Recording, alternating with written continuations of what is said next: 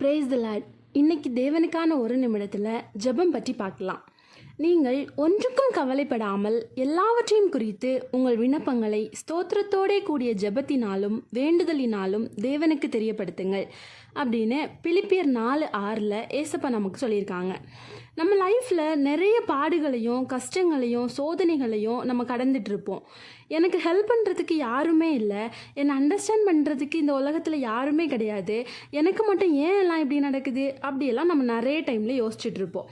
ஆனால் இந்த நேரத்தில் ஏசப்பா நம்மளை பார்த்து சொல்கிறாங்க, நீங்கள் எதுக்குமே ஃபீல் பண்ணாமல் உங்கள் தேவைகளை எல்லாம் உங்களுக்கு நான் பண்ணியிருக்க நன்மைகளுக்காக நன்றி சொல்லிட்டு என்கிட்ட சொல்லுங்கள் அப்படின்னு.